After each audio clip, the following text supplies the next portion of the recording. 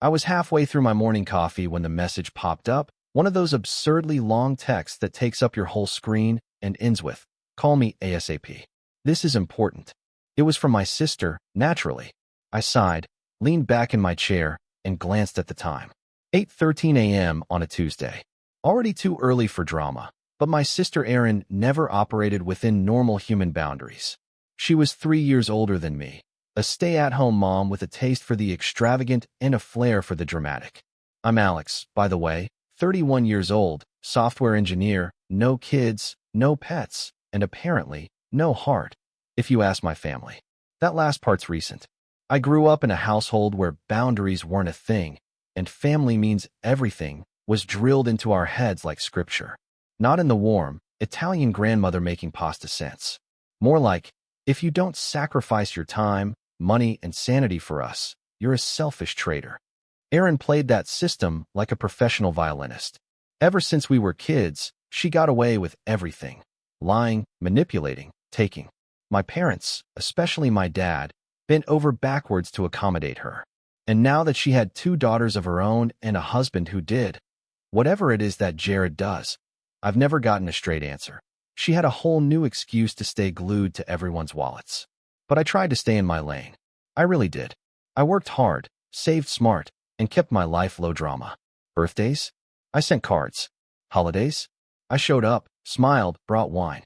I didn't pick fights, I didn't gossip, and I didn't make waves. And that worked for a while, until the Sweet 16 plan dropped. Let me rewind a bit. Erin has 2 daughters, Chloe, who's turning 16, and Maddie, who's 11 and already acting like a reality TV villain. Chloe's a good kid. Quiet. Polite. Kind of shy, actually. She's the type who'd rather read than go out. More into sketchbooks than selfies. But Erin had been planning Chloe's Sweet 16 for the past year like it was the freaking Met Gala. Every time I visited, she'd go on about it. "It's going to be magical, Alex," she said one night back in February while waving a Pinterest board in my face. I mean, she deserves this. She's only 16 once. The thing was, I didn't disagree. Chloe did deserve something special.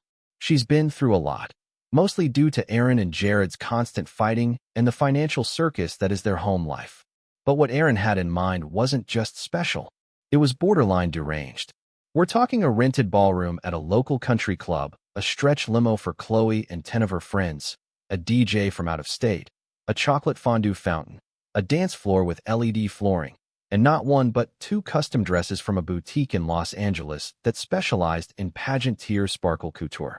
I didn't even know that was a thing. She told me all of this over dinner like she was just sharing her grocery list. And guess what? She added, practically vibrating. "I found this place that does these custom ice sculptures that melt into the punch. Isn't that genius?" I laughed. I honestly thought she was joking. She wasn't.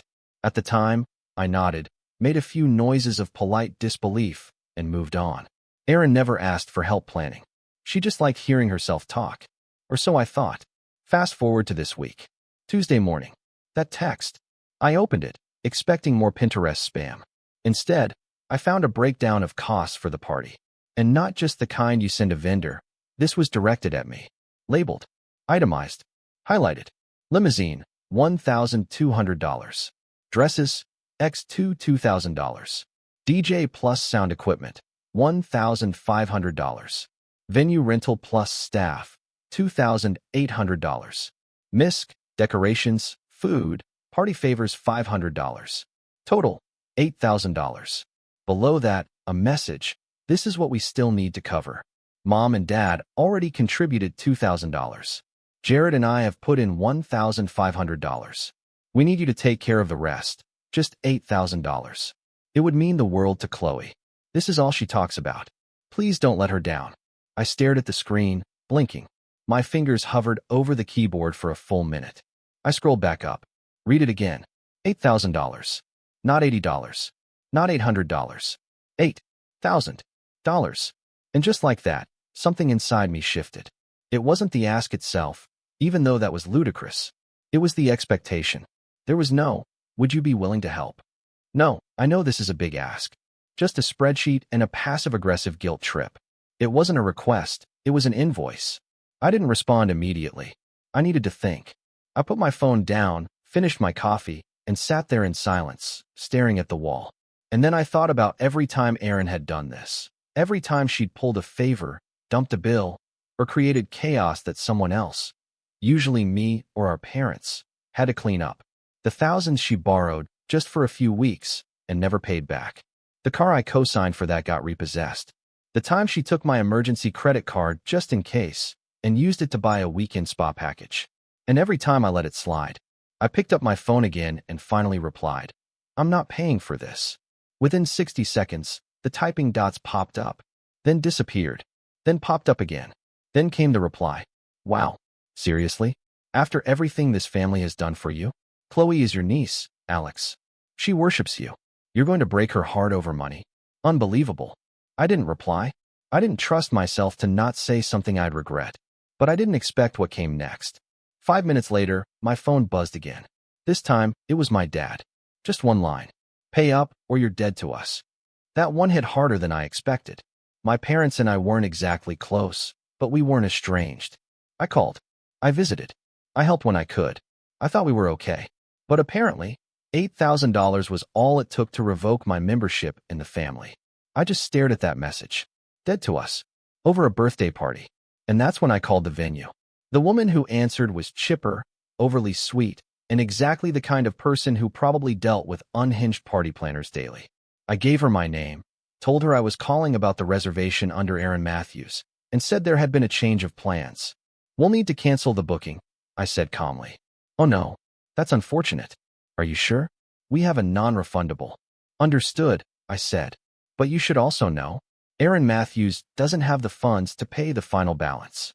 And the card on file isn't valid anymore. I'm just saving you the trouble." She went quiet for a second. "May I ask your relation to Ms. Matthews?" "I'm her brother," I said. "And I'm the one who was supposed to pay the rest." The woman made a sympathetic noise. Family." "Yeah," I said. "Family." I hung up, not entirely sure what I had just set in motion. But I knew one thing. I wasn't going to be the family ATM anymore. Not for Aaron. Not for anyone. And that's when the real storm began. By sunrise, my phone had 27 missed calls, for voicemails, and a dozen text messages from relatives I hadn't heard from in years. But before I get to that, let me explain what happened next. By the time the sun cracked over the horizon, I had already disabled notifications for half of my contacts. Aaron had gone nuclear. Not just with me, but with everyone in the family. Somehow, in the space of a few hours, she'd managed to twist the story so hard it had been spun into something completely unrecognizable. According to the messages trickling in from aunts, cousins, and a few flying monkeys I hadn't seen since my college graduation, I had blindsided a child on her birthday, pulled funding at the last minute out of spite, and humiliated Chloe in front of all her friends. One even asked how I could sleep at night, knowing a 16-year-old girl cried herself to sleep because of me. What they didn't mention, the fact that I had never agreed to pay a dime, or that I hadn't even known I was expected to until the day before the event, or that my sister had tried to emotionally blackmail me into footing a bill that was nearly triple my rent. But facts don't matter when you're dealing with a mob that runs on nostalgia, obligation, and a conveniently selective memory. I poured another cup of coffee, stood in the middle of my apartment, and just listened to the silence. I hadn't turned on the TV or any music. I wasn't angry, not yet. I was just stunned. A lifetime of resentment and microslides started to rise to the surface, and I could feel something tight coiling in my chest. Not rage exactly, but something colder, firmer, like steel taking shape. I opened my phone and scrolled through the missed calls again. 3 were from Aaron, 2 from my mom, 1 from Jared, who had never texted me anything before that wasn't a passive-aggressive meme about real men paying for their family. There were also voicemails. I wasn't planning to listen to them at first, but something made me tap on the first one. Aaron's voice came through loud and theatrical. "I hope you're happy, Alex. Chloe was excited to see you at the party. She even picked a special song for your dance with her. Do you know what it's like to see your child crush like that? And Dad is absolutely devastated. You're not just cutting yourself off from me. You're abandoning your whole family. But go ahead. Be alone. That's clearly what you want, right?" I deleted the voicemail halfway through. I knew her tactics. Guilt, layered with vague martyrdom, polished with a final jab. It had always worked on me when we were younger. I used to buy into the idea that I was the selfish one for setting boundaries. But now I saw it for what it was, manipulation dressed as love. Still, there was a part of me, the old reflex, the people pleaser I'd spent years trying to unlearn, that felt shaken. Not because I regretted canceling the venue, but because I knew this wasn't going to be the end of it. Erin didn't just take a hit and move on. She doubled down. She escalated. I didn't have to wait long. Later that morning, I got a call from Mom. Not a text, not a voicemail, a full-on phone call. And despite everything in me screaming to let it ring out, I answered. "Hi, Mom. You're breaking your father's heart," she said. No hello. No pleasantries. I rubbed my eyes. "Morning to you, too. This isn't about money, Alex. This is about family. About showing up for each other. Your niece has been dreaming about this for months." "She has," I said, walking over to my window and staring out. "Or has Erin been dreaming about it?" There was a pause. "You always do this," Mom snapped. "You always assume the worst about your sister. Maybe if you were around more often." "I'm around," I said evenly. "I've helped pay your property taxes. I fixed your car last year. I covered Erin's credit card debt when she claimed Jared lost his job and they were behind on rent. You remember that." More silence. "That wasn't help," she finally said. "That was obligation. You didn't even come in the house. You dropped off the check like it was a business transaction." Because that's what it was, I wanted to say. But I didn't. Instead, I just stared out at the neighbor's cat as it climbed over the fence, free and utterly unbothered by family dysfunction.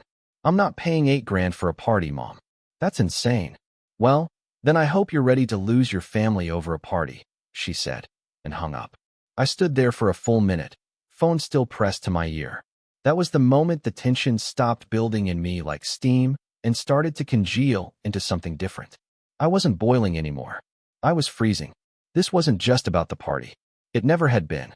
This was about a pattern, a history, a role I had always been expected to play, the ATM with a smile, the brother who never says no, the son who stays quiet while everyone else screams over him. I sat down and started writing a list, just for myself. Every time Erin had used me, every time I'd bailed her out, every time she'd called me selfish for not immediately saying yes to her demands. I didn't do it for revenge. I did it because I needed to remind myself that this wasn't a one-off. This was a final straw in a haystack of them. When I finished the list, it was nearly 2 pages long. Later that afternoon, I found myself scrolling social media, Chloe's page, specifically. I wasn't spying. I just wanted to see if maybe, just maybe, she was okay with a small, simple birthday. Maybe she wasn't the one behind all this madness. And that's when I saw the post. It was a boomerang of her trying on one of the dresses. A full sequined, strapless gown with a price tag that made my wallet wince. But what caught my attention wasn't the dress. It was the caption. "Mom says Uncle Alex is paying for the whole party. I feel like a princess, 2 hearts crown, hashtag sweet 16, hashtag spoiled." My jaw tightened. She hadn't meant it maliciously. She was just excited. But the damage was done. Erin told her I was paying for the entire thing. Without ever asking me. Without even informing me. She planned the entire event around my money and got her daughter hyped up on the lie. And now I was the villain for pulling the plug? It was like planning someone else's wedding, inviting everyone, ordering the cake, and then casually informing the groom a week before that he owed you $25,000. And when he says no, calling him a monster. But even that wasn't the final push. That came at 7:41 p.m. I had just started making dinner when my doorbell rang. I wasn't expecting anyone. When I checked the peephole, my stomach dropped. Jared. He was standing there in a hoodie, arms crossed, jaw tight. Like he was trying to look casual, but couldn't hide the tension. I opened the door slowly. "Hey," I said cautiously. "We need to talk," he said, brushing past me into the apartment. "Nope," I said, turning around. "We really don't." He didn't sit down, just stood in the middle of the room like a linebacker. "You embarrassed my wife," he said. "You humiliated our daughter. You couldn't even call us first." I stared at him. "Your wife tried to trick me into paying $8,000 for a party I didn't agree to. She told Chloe I was footing the bill. She sent me a literal invoice and then guilt-tripped me when I said no. And I'm the one who's wrong here." "She's your sister," he snapped. "And I'm not her wallet." I shot back. He took a step forward, and for a moment, I wasn't sure if he was going to swing or shout. Instead, he took a deep breath, clenched his fists, and said something that made the hair on my neck stand up. She's not going to let this go? You think this ends with the party? You made her look bad in front of everyone. You're going to regret this. I stared at him, suddenly calm. I already do, I said, and opened the door. He didn't move. I said get out. Eventually, he left, but not before throwing one final parting shot over his shoulder. Don't bother showing up to Christmas. You're not welcome. The door clicked shut behind him, and I stood there in the quiet for a while, heart pounding. My dinner was cold. My phone was buzzing again, and I could feel the walls closing in. But the thing was, I wasn't cornered. They thought I was just going to roll over. They had no idea what I had planned next. But we'll get to that. First, let me tell you what happened the next morning, when Aaron found out what else I'd done. The next morning started with a knock. Not a call. Not a text. A knock. Firm. Rhythmic. Confident. The kind of knock that doesn't ask permission, it assumes it. I had barely finished brushing my teeth and was still in boxers and an old college hoodie when I opened the door and saw her. Erin. She stood there on my doormat like she owned the building, her oversized sunglasses perched atop her head, holding a bright pink binder against her chest like it was a holy text. Behind her, parked half on the curb, was her white SUV with a magnetic decal on the side. Chloe's Sweet 16. RSVP, ASAP. The date still read 2 days away. You and I, she said with a tight-lipped smile, are going to have a little talk. I didn't move. I just leaned one arm against the doorframe and met her eyes. You drove all the way here to say something you couldn't text? No, she said, pushing past me like a human battering ram. I drove all the way here to fix your mistake, before you completely ruin your niece's life. I shut the door behind her slowly. I didn't know I had that kind of power. She turned to face me in the living room, flipping open the binder. It was full of notes, laminated spreadsheets, printed out contracts, and color-coded tabs. She had planned this party like a military invasion. First of all, she began, you're going to call the venue and uncancel. I don't know what you told them, but they froze the booking, and now they're threatening to open it to someone else unless we confirm payment by noon tomorrow. I crossed my arms. Good. She blinked. Excuse me. I said good. Let them give it to someone else. You shouldn't be throwing a wedding-sized party for a 16-year-old when you're already drowning in debt. Her mouth tightened into a flat line. This is not about the money. Oh, really? I gestured to the binder. Could have fooled me. This is about family, Alex, she said, her voice rising. This is about you being there for your niece, for me, like you've promised every time you say, you've got my support. Remember that. I laughed bitterly. Support doesn't mean a blank check. It does in this family, she snapped. And there it was. The raw, ugly truth. She believed it. Deep down, in her bones, Erin believed that because we were related, I owed her. That her wants were my debts. That her messes were my duty to clean. I'm not your bank, I said quietly. And I'm not responsible for your fantasy. She slammed the binder shut and tossed it onto my coffee table. You think you're so noble. Living in your little bachelor apartment. No kids, no responsibilities. No chaos, I corrected. While I'm out here trying to raise 2 girls in a world that judges them for everything. Do you even know how hard Chloe works? How often she's cried because she feels invisible. And now, finally, she has something that makes her feel special, and you want to rip it away because what? Your ego's bruised. No, Erin. I want to not be lied to. I want to not be expected to bail you out without being asked. I want to stop being the villain every time I say no. She stared at me. Her face was flushed, jaw tight. Then she said something that made my stomach twist. I told Chloe you were paying for it because I thought you would. Because you always have. My hands dropped to my sides. So you lied to her. I believed it, she shouted. That's not a lie, that's faith. I turned away, stunned. She didn't get it. She truly didn't get it. But the worst wasn't over yet. I can't believe you're doing this, she muttered. After everything. After what we did for you last year when you got laid off. I turned slowly. What? Oh, please don't act like you forgot. Dad pulled strings to get you that freelance job with his friend. Jared drove you to that stupid tech convention when your car wouldn't start. We helped you. My jaw clenched. I paid Dad's friend for that job.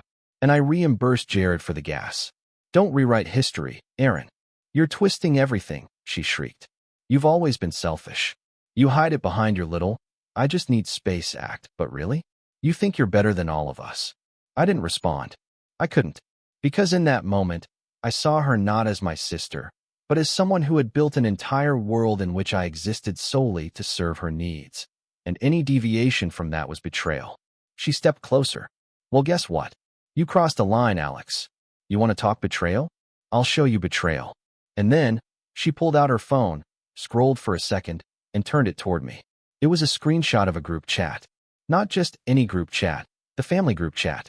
The one I had been mysteriously left out of months ago after a small argument about Christmas plans. I'd shrugged it off at the time, assuming it had just gone dead. Apparently not.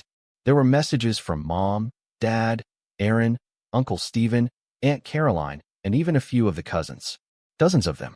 All about me. He thinks he's better than us because he makes a little tech money. Remember when he said he doesn't believe in buying gifts for kids over 10? Selfish. He's always been distant. Cold. Like a stranger. We should have cut him off years ago. At least Chloe will know who really loves her. And the worst. He needs a taste of his own medicine. I felt my breath hitch. All that time. Every holiday dinner where I smiled and brought wine. Every visit where I sat quietly while they mocked each other, thinking I was doing the right thing by staying neutral. Every dollar I slipped into a parent's hand to cover the difference. Every time I told myself, it's not that bad. They love you. They're just stressed. And they were talking about me like I was a disease. I looked up at Erin. You've been talking about me behind my back. All of you. She didn't look guilty. Not even ashamed. She just crossed her arms. We vent. That's what families do. No. I said, the numbness turning sharp. That's what you do. She shrugged. Well, if you'd actually shown up once in a while, maybe we wouldn't need to vent. I nodded slowly, the weight of it all settling in. That was the betrayal. Not the party. Not the money. Not even the guilt tripping. It was that I had spent years believing I was part of a family that just needed patience. Just needed time and understanding. But really? I was the scapegoat. The fallback. The emotional punching bag.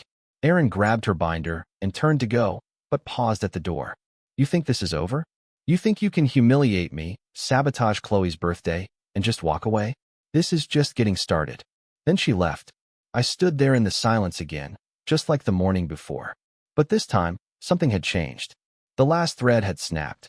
This wasn't just about canceling a venue anymore. It wasn't about $8,000. This was about reclaiming the narrative. About finally telling the truth. To them, to Chloe, to myself. And the next step? Oh, it was coming. That night, I didn't eat. I tried.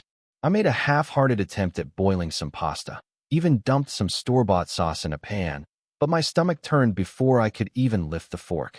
The words from that group chat had wrapped themselves around my ribs like barbed wire. I couldn't stop seeing them, hearing them. He thinks he's better than us. Selfish. Cold. A stranger. I'd read them a dozen times already, but each one still landed like a punch to the gut. I kept wondering how long it had been going on. Had they always felt this way? Was there some secret turning point where I stopped being Alex, the dependable little brother, and became this distant, ungrateful black sheep in their eyes? Or had I just never really belonged in the first place? I sat in the dark for a while. No TV, no music, just the hum of the refrigerator and the occasional creak of the old building settling. My phone buzzed a few times. I didn't look. At that point, I didn't need to. I knew it wasn't anyone asking how I was. It was probably just more noise. More guilt. More pressure to be the person they imagined I was supposed to be. And then, around 9:20 p.m., came another knock. I froze. For a moment, I thought Erin had come back. I even grabbed my phone and checked the peephole like I was expecting a jump scare. But it wasn't her. It was Chloe. Alone. She stood there on my doorstep in a hoodie 2 sizes too big, her hair tied back in a lazy ponytail, eyes red and puffy. She had a little duffel bag slung over her shoulder. My heart sank. Hey, she said quietly, her voice barely above a whisper. Hey, I replied, stepping aside to let her in. She walked in slowly, not looking around, not saying anything at first. She sat on the edge of the couch, dropped the duffel bag on the floor, and just stared at her hands for a long time. I didn't know where else to go, she said finally. I sat down across from her, keeping some space. You okay? She gave a broken laugh. Do I look okay? Fair enough. She rubbed at her eyes with her sleeves and let out a shaky breath. Mom lost it. Like, completely. She was screaming at me all night. First about the party. Then about how I embarrassed her by talking about the dresses on Instagram. Then about how I destroyed the illusion because I came crying down the stairs when she told me you weren't paying for anything. She kept saying it was all my fault, that you canceled everything because I got ahead of myself. I felt something twist inside me. That's not true. She told you I was paying. You didn't do anything wrong. She said you promised, that it was a gift. I shook my head. I didn't promise anything. I didn't even know about the costs until 2 days ago. Chloe sniffed. I know. I figured that out today. I overheard her on the phone with Grandpa, saying she needed to spin this right so the family wouldn't turn on her. I said nothing. Then, softly, Chloe added, Uncle Alex, am I really that much of a burden? My chest tightened. No. God, no. I didn't want a huge party, she said. I just wanted to hang out with some friends. Maybe a sleepover or something. But Mom kept saying, this is your big moment. She said people were watching, that we had to look like we had everything together. That's not your fault. She looked up at me then, and what I saw in her eyes was more than sadness. It was guilt, confusion, a kid caught in the middle of a storm she didn't start and couldn't escape from. I just wanted you to be there, she said, even if it was just to eat cake and laugh at the stupid DJ. And that was it. That's when something in me cracked, not in anger, not in revenge, but in grief. I had been so focused on Aaron's manipulations, on my parents' betrayal, that I hadn't realized who else was collateral damage in all of this. Chloe didn't ask to be part of this war. She was just the flag they waved around while they fired shots at each other. She fell asleep on the couch around 10:30, curled into a little ball under a blanket I kept for guests. I sat nearby for a while, just watching her breathe. I didn't want to wake her. Didn't want to tell her that the world she thought she knew was full of cracks. She'd find out soon enough. She already was. I didn't sleep much that night. I kept waking up and checking on her, thinking about all the birthdays I'd missed because I was working, all the times I'd told myself, you don't need to go. You don't really fit in anyway. I'd always assumed Chloe was happy in that chaotic little ecosystem Aaron created. But maybe she'd just learned to fake it better than I had. By morning, I had made a decision. Not a dramatic one. Not a Hollywood-style vengeance monologue. Just a quiet choice. I was going to step away. Not because I was giving up, but because I finally understood I wasn't wanted in that family. I was useful. And there's a difference. I started small. I called the venue one last time and told them the reservation wouldn't be reinstated. I made it clear that under no circumstances should anyone claim to speak for me or use my name for payments. Then I called the dress boutique. Same thing. I emailed the DJ, too, just to be safe.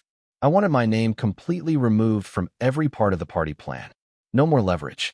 Then I opened a private browser window and started looking into something I hadn't thought about in a while. Jobs in other cities. New York, Portland, Denver, even Toronto, for the hell of it. I didn't know if I'd move. But the idea of starting fresh somewhere, of building a life where I wasn't defined by old expectations and toxic loyalty, it felt necessary. By noon, Chloe was awake. I made her pancakes, bad ones, the kind that burn in the middle and stay gooey at the edges. But she ate them with a small smile and said they were better than Mom's gluten-free monstrosities, which made us both laugh harder than we should have. Then she said something that stuck with me. You know what the worst part is? What? She's not even mad about the money. She's mad because she thinks she lost the spotlight. I nodded. Yeah, that sounds like her. Chloe looked down at her plate. I don't want to go back. Not yet. You don't have to, I said. You can stay here as long as you need. She gave me a grateful look. But behind her eyes, I could see it. The same emotion that had haunted me for years. That dull ache of not knowing where you fit. Of wondering if you're too much or not enough for the people who raised you. Later that afternoon, I got a call from my mom. I didn't answer. She left a voicemail I didn't bother listening to. Then came a text from my dad. You've made your point. Enough is enough. Send Chloe home. No, please. No, how are you? Just a command. I didn't reply. Instead, I sat down with Chloe and asked her something that surprised even me. Do you want to do something different for your birthday? She looked up. Like what? I don't know. Road trip? Movie marathon? Build a blanket fort and eat too much pizza? She blinked, then smiled. Can we go to the aquarium? The one with the tunnel where the sharks swim over you? Yeah, I like it there. It's quiet. You got it. We spent the next hour planning a simple, quiet birthday. Just the two of us. No glitter, No DJ, no expectations. Just a reminder that sometimes the best moments don't need to be broadcasted to be real. And yet, even as I tried to build something good out of the wreckage, I knew it couldn't last. Erin wouldn't just let this slide. She'd twist it, escalate it, weaponize it. I could already feel the next betrayal coming. And I was right. Because that night, at 7:03 p.m., my building manager called. He said a woman claiming to be my sister and co-tenant had shown up with two moving guys and tried to get access to my apartment, saying I'd gone missing and she needed to secure my documents for legal reasons. She had even printed a fake lease agreement with my name and hers. He didn't let her in, thankfully, but he warned me that she'd been loud, caused a scene, said she'd be back with the police if needed. And that's when I knew. Erin wasn't just angry. She was declaring war, and I hadn't even opened my final weapon yet. The next morning, I woke up with clarity. Not joy exactly, not peace, but something steadier than either. A quiet resolve that hummed beneath my skin like an engine finally running on its own terms. I didn't feel the usual pull to check my phone for damage control. I didn't wonder what Erin was saying about me to the rest of the family. I didn't even open the group texts still trickling in from cousins and uncles trying to play mediator. Something inside me had shifted. And for once, it stayed shifted. Chloe was still asleep on the couch, tangled in the blanket, one leg hanging off the edge like a sleepy cat. The kid had barely said a word the night before after we got the call from my building manager. She just gave me a look, a mixture of fear, exhaustion, and disbelief that said this is what she does, without ever having to say it. I let her sleep. She needed it. Hell, so did I. But I couldn't sit still. Not anymore. I showered, threw on real clothes, button-up shirt, jeans, jacket, and stepped out into the cold morning air with a single goal: start building something that was mine. No strings, no family, no fake loyalty, just mine. First stop, a lawyer. I didn't know any personally, but I knew enough to know that if Erin was trying to fake documents and claim tenant rights to my apartment, I had to get ahead of it. I found a local firm, walked in without an appointment, and 20 minutes later, I was sitting across from a man named Daniel who had the kind of calm, meticulous energy I immediately trusted. He didn't blink when I explained the situation, just took notes, asked sharp questions, and outlined what we needed to do. File a protective notice with my building manager, get a notarized statement that I was the sole tenant, and, if needed, file a cease and desist against Erin. You'd be surprised how often things like this happen between siblings, he said as he clicked through forms on his screen. Entitlement has no blood type. By noon, I had copies of every legal document with my name clearly listed as the sole resident. I signed an affidavit denying any shared lease with Erin, and Daniel sent a formal letter to my landlord instructing them not to let anyone into my unit under any circumstance without my direct, written approval. I felt lighter walking out of that office. Not because the problem was gone. It wasn't. But because I was no longer bracing for impact. I was preparing to push back. Next, I walked to a nearby cafe and pulled out my laptop. And that's when I did something I'd been avoiding for years. I launched my portfolio website. I'd built pieces of it in the past, mock-ups, project pages, half-written bios, but I never published it. I'd always had a steady job, decent enough freelance offers, and never really needed to put myself out there. But deep down, I think I was scared. Not of failure, but of being seen. Erin had always made me feel like I was small, selfish, cold, invisible unless I was needed. She painted me as this stoic figure with no ambition, no warmth, no real presence in the family. And for a long time, I believed it. But sitting there in that cafe, with legal documents in my backpack and my niece asleep in my apartment because she didn't feel safe at home, I realized that being invisible had been my defense. And it was time to step out of it. The site went live just after 2 p.m. By 5 p.m., I had 4 emails in my inbox from small tech startups looking for freelance help. One of them, a media automation company based out of Chicago, offered a 6-week contract on the spot after I sent a quick reply and portfolio link. The rate? More than double what I was making at my day job. Fully remote. Flexible hours. High-profile clients. It was the kind of opportunity one would have second-guessed a week ago. Now, I said yes before they finished the sentence. Over the next few days, things picked up fast. Chloe stayed with me, quietly attending her online classes from my kitchen table and watching documentaries on her tablet at night. We built a weird little routine. I worked during the day. She made dinner sometimes. We talked. Not a lot. Not about anything heavy, but enough. The birthday came and went without the usual fanfare. No DJ. No sequin dress. No limo. We went to the aquarium like she asked, walked slowly through the tunnels while stingrays and reef sharks floated overhead, and then sat on a bench outside, eating fish tacos from a food truck in the cold. Best birthday ever, she said, chewing with her mouth full. I raised an eyebrow. Because of the tacos? Because it didn't feel like a performance. She didn't have to say more. I got it. That night, we got back to the apartment and found a small box sitting at my front door. No note. Just the box. Inside was one of the dresses from Aaron's Sweet 16 plan, the one from the Los Angeles boutique. Tag still on. Retail price, $1,200. Chloe picked it up gently, like it might shatter. Why would she send this? She asked, her voice cautious. I didn't have a good answer. Maybe guilt. Maybe as bait. Maybe to keep up appearances. But Chloe didn't try it on. She didn't even look at it for more than a minute. She folded it back into the box, taped it shut, and set it beside the trash. That told me everything. Meanwhile, back in the world of our lovely family, chaos was brewing. I hadn't spoken to my parents since the voicemail, but word was traveling. A cousin I hadn't heard from in months messaged me out of the blue. Hey, heard you and Aaron had a falling out. Just want you to know I'm on your side. I didn't respond. Not out of spite. I just didn't need a side anymore. I wasn't playing that game. A few days later, another message came in from Aunt Caroline. Your mom's been telling people you're having a mental break. That you're lashing out for attention. If you want me to set the record straight, let me know. That one, I replied to. Thanks. But I'm fine. Just choosing peace. And peace, for the first time in years, was exactly what I had. My days were full. Between the new freelance work, a growing interest in photography I'd long ignored, and the sheer freedom of not having to constantly manage someone else's expectations, I started to feel something I hadn't felt since I was a teenager. Control. Not control over others. Not manipulation. Just control over myself. Where I went. What I did. Who I allowed in. Who I didn't. I went back to therapy, too. Reached out to an old counselor I hadn't seen since college. We had long conversations about boundaries, emotional blackmail, and why I kept showing up to get punched in the soul over and over by people who claimed to love me. And slowly, I began stitching together a new version of myself. One that didn't exist solely in relation to someone else's dysfunction. But even as my life began to bloom, I knew the quiet wouldn't last.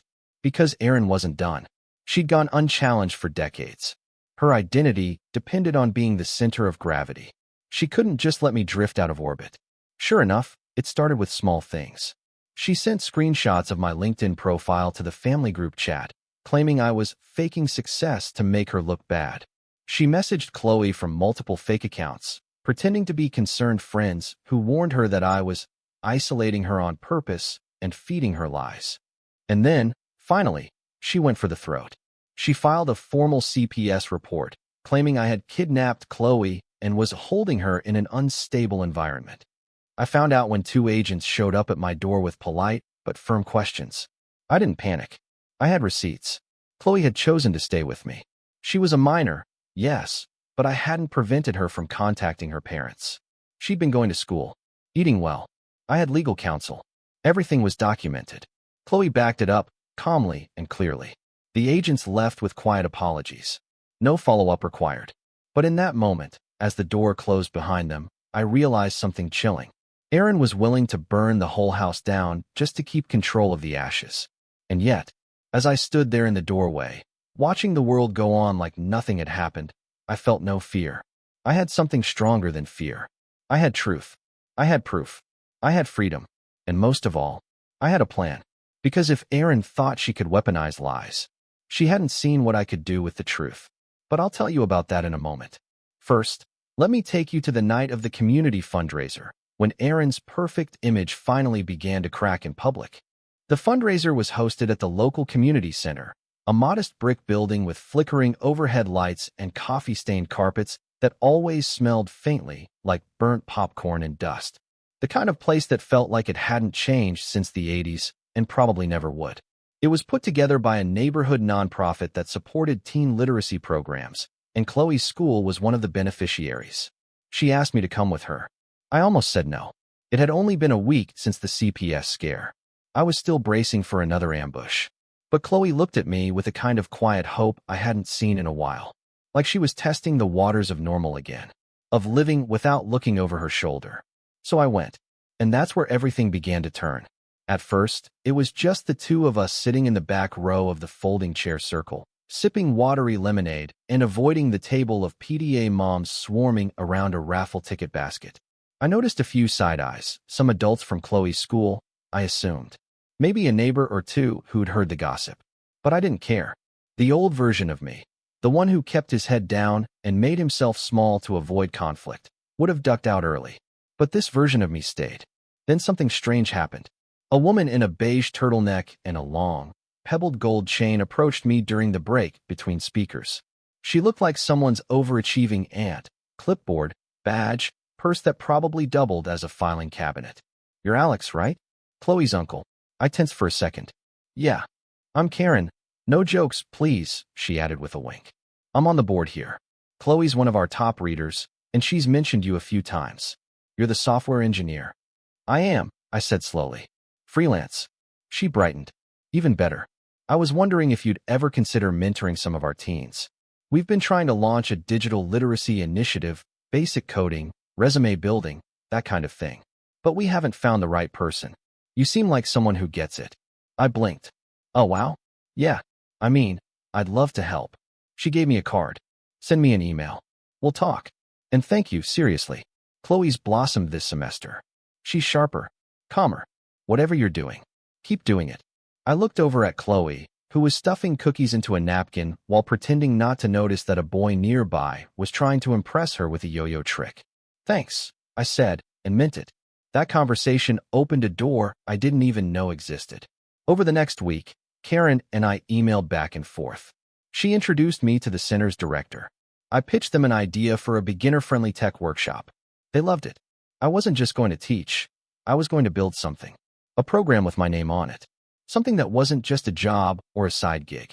Something that mattered. They offered a small grant to develop a curriculum. Enough to cover my time while I built the first few modules. More offers started trickling in through my freelance portfolio too. Some even referred by parents at the fundraiser. Word was spreading. Quietly. Organically. But it was spreading. Meanwhile, Aaron's world was starting to fray. I didn't even have to go digging for it. My inbox turned into a confessional booth. Cousin Danielle messaged. Hey, I don't know what's going on with Erin, but she tried to get me to write a Facebook post backing up her version of the Sweet 16 story. Something about you sabotaging a child's milestone. I refused. Just thought you should know. Then Aunt Caroline again. Erin told Grandma you called her abusive.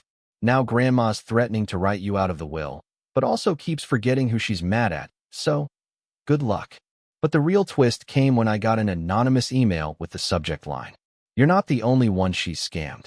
Inside was a series of screenshots. Texts between Erin and a woman named Julia, an old friend from high school, apparently. The messages painted a very familiar picture. Erin borrowing money with big promises, ghosting when payback time came, using Chloe as an emotional pawn. Can you just send $200 this week? Chloe's meds are so expensive. You're a mom, you get it. If you lend me $500, I swear I'll pay you back after the party. My brother's covering most of it anyway. You don't want to make Chloe feel abandoned, do you? Each message was laced with manipulation, half-truths, and straight-up lies. The email ended with a simple note. She ruined our friendship. I hope you find a way to stop her. That was when it hit me. Erin hadn't just turned my family against me. She'd built a whole career out of this. Manipulating, guilt-tripping, faking victimhood, and hiding behind Chloe like a human shield. I sat there for an hour, rereading every screenshot, every plea for money disguised as maternal desperation. And then I opened a document on my laptop and started compiling everything. A timeline, a list of people she had used, dates, numbers, screenshots, names. Not to weaponize. Not yet, but to understand the pattern. Because now I saw the whole picture. Erin wasn't just difficult. She was systematic. She had perfected the art of emotional extortion. She knew exactly how to spin a narrative, position herself as the struggling mother, and paint anyone who said no as cruel, selfish, or mentally unstable. She did it with mom and dad. With me. With Julia. With half the people in that group chat, I'd bet. And like any system that depends on lies, it could be unraveled. Chloe and I started spending more time at the community center. She joined a reading circle for kids her age. I spent my afternoons working with 2 volunteers to build the curriculum for my digital literacy course. It wasn't glamorous. It wasn't viral. But it was real. One evening, after a workshop, I was packing up when Karen stopped me again. "You know," she said, "we've got an award ceremony coming up in a few weeks. Local leaders, community advocates, that kind of thing. We're short one speaker, and I was wondering if you'd be willing." I blinked. "Me?" She smiled. "You've made an impact. More than you know." That night, I walked home with Chloe under a sky full of stars. She was quiet for a while, then asked, "Are we going to be okay?" And I realized she didn't mean just her and me. She meant her too. By herself. Away from her mom. I didn't answer with a yes or a no. I just said, "We're going to build something better." And I meant it. Because for the first time, I wasn't reacting. I was preparing. And Erin? She had no idea that I was documenting everything. No idea that Julia had come forward. No idea that the fundraiser's board had asked me to speak at an event she was planning to attend. She was still clinging to the story she had built. But her empire of guilt was made of sand. And I was learning how to wash it away, one truth at a time. But before the fundraiser arrived, I made one more phone call. To someone I hadn't spoken to in months. My father. And what he said on that call changed everything. Calling my father wasn't something I did lightly. Even after everything, there was still that old muscle memory, the urge to believe that beneath his harsh words, behind the disappointment and the ultimatums, he was still Dad. That maybe if I explained things clearly enough, reasonably enough, he'd finally see Erin the way I did. Not as the golden daughter, not as the struggling single mom, but as the manipulative tornado she really was. I didn't expect an apology. I just wanted acknowledgement. A crack in the facade. He answered on the 4th ring. "Alex." There was no warmth. No hesitation. Just my name, flat and clipped. "Hey," I said, keeping my voice neutral. "Got a minute?" "Depends. Is this another tantrum?" I almost hung up right there. But instead, I closed my eyes, let the heat rise and fall, and kept going. "I need to talk to you. Not about the party. Not about Chloe. About Erin." A pause. Then a heavy sigh. "You don't give up, do you?" "I'm not asking you to take sides. I just want you to listen." That word, listen, must have poked something in him. Because he said, "I'm listening." So I told him everything. Slowly. Carefully. Not dramatized. Not exaggerated. I laid out the timeline. The $8,000 expectation. The fake lease agreement. The CPS call. The screenshots from Julia. Chloe staying with me. Erin's repeated lies. I even told him about the fundraiser. How I'd been asked to speak. How Chloe had found some peace outside of her mother's orbit. When I finished, the line was quiet for a long time. Then he said, "You're serious?" "Yes." "You have proof." "I've got an entire folder of it." Another pause. Then, quietly, almost like he was confessing something. "I think. Part of me always knew she was like this. Your sister. But your mom, she never wanted to see it. And I guess I stopped trying to convince her." I sat up straighter. "Then you knew." "I knew she could twist things," he said slowly. "But I didn't realize how far it had gone." "She used you," I said. "Used all of us." He let out a breath. "Send me the folder." That was all he said. No apology. "No, I'm proud of you. Just send me the folder." But weirdly, that was enough. Because for the first time, he believed me. And now, with him no longer blindly defending Erin, the stage was set. The fundraiser was scheduled for a Friday night 2 weeks later, held in a modest auditorium downtown with folding chairs, mismatched tablecloths, and trays of store-bought cookies that had been transferred to ceramic plates in a desperate attempt to look elevated. Chloe and I arrived early. She was wearing a soft blue sweater and jeans, her hair in a braid. I'd never seen her look so relaxed in public. Karen met us at the entrance, handed me the program, and said with a conspiratorial smile, "You're closing the night." "Seriously? You've got the best story. Leave him with something memorable." I had written the speech the night before. Not polished. Not rehearsed. Just honest. About mentorship, second chances, breaking cycles. No names. No direct attacks. But every word had purpose. What I didn't expect, what I couldn't have planned, was that Erin would show up. She came in halfway through the event, heels clicking on the linoleum, face pinched with faux curiosity. She wore a cream blouse and a necklace I recognized as one she'd guilt my mom into buying last Christmas. Trailing behind her was Jared, looking like a man permanently on the edge of a panic attack. They weren't on the invite list, but they knew I'd be speaking. They wanted to see what I'd say. I didn't acknowledge her when she walked in. Neither did Chloe. We just watched as she scanned the room, saw us up front, and made her way to a seat near the back. Close enough to hear, far enough to look detached. Classic Aaron. The event went smoothly. A few local teachers spoke. One of the board members gave a short talk about the impact of the program. Then, finally, Karen took the stage again. Our final speaker tonight is someone many of you may already know. He's not just a mentor in our digital literacy program. He's also become a safe haven for one of our brightest students. Please welcome Alex Matthews. The applause was polite. A few claps here and there. But the second I stepped up to the podium, the room stilled. I didn't speak right away. I let the silence settle. Then I said, I used to think being part of a family meant always saying yes. No matter what. No matter the cost. A few people glanced at each other. Erin shifted in her chair. I thought loyalty meant silence. That love was about absorbing damage, quietly, privately, so the people around you could keep looking good in public. More shifting. Jared looked like he wanted to disappear into the floor. But what I've learned this year, I continued, is that love isn't quiet. Love doesn't ask you to disappear. It asks you to show up. It doesn't demand obedience. It invites truth. I paused, scanned the room, and let my gaze drift past Erin like she wasn't even there. I'm here because someone I care about was being taught that love meant sacrifice. That affection had to be earned. That gifts came with strings. And I couldn't let that lie live any longer. Now there was no movement, just stillness. So I stepped away from what I was taught love was, and started building something better, something real. I ended the speech with a small story about Chloe, how she once told me that her best birthday was the one without a party, the one with tacos and sharks and silence. And when I stepped down, the applause was thunderous, not because I was some brilliant orator, but because people recognized it. They'd seen it before, in their families, their marriages, their friendships. Karen came over, eyes glassy. That was incredible. Chloe hugged me tight. You didn't even name her. That made it hit harder. And Erin? She left before the applause ended. But I wasn't done. The next day, I published the full speech on my website. Then I created a private Google Drive folder labeled Aaron Matthews, documentation, and shared it only with 3 people. My dad, Julia, a local family therapist who ran group sessions for estranged parents and teens, someone Karen had connected me with after the speech. Each document was time-stamped, organized, professional. I didn't release it publicly. I didn't blackmail her. I didn't torch her reputation in some grand explosion. But I lit a quiet fire under her foundation. And within a week, I started getting confirmation.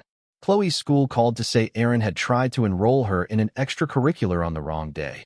And when they asked for an updated custody agreement, she panicked and left. The school counselor emailed me, asking if I could speak on Chloe's behalf as her primary guardian figure. The board from the fundraiser reached out and asked if I wanted to apply for a part-time leadership role. Even my mother, who had blocked me 3 months prior, sent a single, shaky email. I don't know what to believe anymore. But I'm listening now. And Erin? She tried to retaliate, of course. Posted a Facebook screed about narcissistic relatives and smear campaigns. Claimed I was stealing her daughter and pretending to be a hero. But this time, no one listened. Because her image, polished, performative, pitiful, had been exposed. Not loudly, not cruelly, but with the one thing she couldn't control, the truth. And as for Chloe, we started talking about longer-term plans. Therapy, summer internships, college tours, a future where she made decisions based on want, not fear. The revenge wasn't a headline. It wasn't a courtroom outburst or a viral video. It was a quiet shifting of power. A house rebuilt, brick by brick, without the people who kept setting fires inside. But before I tell you what finally happened when Erin showed up at my door again, with a lawyer and a new lie up her sleeve, there's one more thing you need to know. Because my final move? That one came with witnesses. Erin showed up at my door one last time. Not alone, not with an apology, but with a lawyer who looked like he'd rather be anywhere else and a thin manila folder she kept clutching like a weapon. It was late afternoon, just before sunset. Chloe was out volunteering at the community center. The air was crisp, the light golden. For a moment, it almost felt like peace. Until I opened the door. Erin didn't wait for a greeting. She stepped forward, face hard, voice clipped. "You've made this very difficult." I leaned against the doorframe, arms crossed. "You're not coming in." Her lawyer, mid-40s, beige suit, thin tie, offered a rehearsed half-smile. "Mr. Matthews, I'm here on behalf of Ms. Matthews to discuss a proposed guardianship arrangement. Chloe is a minor, and her current living situation has not been legally approved by her custodial parent." I said nothing, just looked at him. Erin pressed forward. "You can't keep her. She's my daughter. I'm her mother. This charade ends today." I let the silence hang for a moment. Then I stepped back, just enough to reach behind the door and pull out a folder of my own, twice the thickness of hers, tabbed, stamped, and fresh off my lawyer's desk. "I was hoping you'd come," I said, handing it over. The lawyer took it, flipped it open. His brows began to knit together before he'd even passed the first 3 pages. Erin's eyes narrowed. "What is this?" "Documentation," I said calmly. "Every message, every screenshot, every financial request you made while pretending Chloe's needs were your own. The CPS false report, the forged lease, the threats, the witnesses, your name, your words, your voice, your actions." Her lawyer cleared his throat. "Ms. Matthews, did you?" "I told you, it's all exaggerated," she snapped. I tilted my head. "Oh, it's more than that." I reached into my pocket and pulled out one final piece. An official copy of a court-filed motion. Temporary guardianship of Chloe Matthews, petitioned by Alexander Matthews, supported by child's statement, community affidavits, and professional evaluation. Her lawyer's face paled. "You didn't tell me there was a motion filed." "She can't take her," Erin shouted. "She's my daughter." "She's 16, I said quietly. "Old enough to speak for herself in front of a judge." And she did. "She's been in therapy for the last 3 months. She told them everything. About the pressure, the manipulation, the screaming, the guilt. They listened. And so did the court." Erin's mouth opened. No sound came out. I stepped forward, not threatening, just steady. "You spent your life twisting people into guilt. You used Chloe like a lifeline, like a trophy. You tried to make her shine just enough so no one would see the cracks in your world. But she's not your second chance. She's not your excuse. She's not your tool." I leaned in slightly, just enough that only she and her lawyer could hear. "She's free of you now." Erin staggered back a step. For the first time, I saw it, real fear. Not performance, not indignation, just the slow, crumbling realization that her world, the one she carefully built on half-truths and family loyalty, was collapsing. Her lawyer cleared his throat. "We'll be in touch." "I'm sure," I said, already closing the door. I didn't slam it. I didn't lock it right away. I just stood there for a long moment, staring at the wood grain, feeling everything I'd carried for years slide off my shoulders. The silence on the other side told me she was still there. But she didn't knock again. She didn't come back. Not that night. Not ever. Fallout came swiftly and quietly. The court granted me temporary guardianship of Chloe with a path to permanent custody by the time she turned 17. Erin tried to fight it, but the weight of her own actions, documented, verified, undeniable, sank her before the hearings even began. Her lawyer withdrew. Chloe's therapist testified. The community center director wrote a letter. Even my dad, who'd once told me to pay up or be dead to us, stood in court and called Erin a danger to her daughter's emotional well-being. That broke something in her. After the ruling, Erin went radio silent. No messages, no threats, just absence. A vacuum where her chaos used to live. Jared left her a month later. Rumor was he moved in with someone he met at work, someone quieter, softer. He didn't contact Chloe. No surprise there. As for my parents, it took time. My mom didn't show up to the hearing. She sent a statement, handwritten, shaking in parts, saying she didn't know what to believe. But a few weeks later, she called Chloe. Not to ask for forgiveness, just to ask how she was sleeping. Progress, in its own way. My dad started calling more. Just to chat. To ask about my workshop. To say things like, "Your niece is lucky," in that stiff, reluctant voice that meant he was trying. It was enough. And Chloe? She thrived. She started applying to art programs. She made new friends. She let go of the Instagram page her mom had run for her like a PR campaign.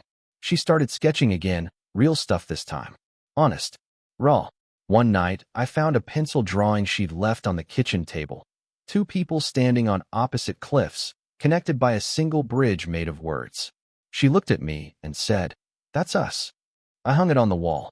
6 months later, at the annual fundraiser for the community center, I gave another speech. This time, Chloe introduced me. She stood on that stage, confident, clear-eyed, steady, and said, "This is my uncle. He didn't just help me. He saw me." And that changed everything. When I stepped up to speak, I didn't talk about family or sacrifice or revenge. I talked about freedom, the kind you build with your own hands, the kind you earn when you stop apologizing for stepping away from people who only ever loved you for what you gave them. And afterward, when people clapped and Karen hugged me and the board offered me a formal position, I caught a glimpse of someone standing near the exit. Erin, just for a second. She looked thinner, smaller, not physically, just deflated. She didn't come closer, didn't make a scene. She just stood there, watching, and I realized something. She didn't come to win. She came to witness, to see what I'd built after she'd tried to tear me down, to see that her absence hadn't broken me. It had revealed me. She turned and left without a word, and I never saw her again. Chloe turned 18 last month. She got into her dream program. We packed her things into the back of my car and drove 6 hours to her new apartment. She cried when we got there. So did I, but not from sadness, from relief, from awe, from knowing she'd done it. She built her own bridge. And as I stood there, watching her step into a life that didn't begin with someone else's script, I thought about all the versions of myself I'd had to bury to get here. The scared kid, the quiet son, the convenient brother. And I smiled, because none of them would have survived this long war. But I did. And when I walked away from that dorm room, I didn't feel alone. I felt free. Final line.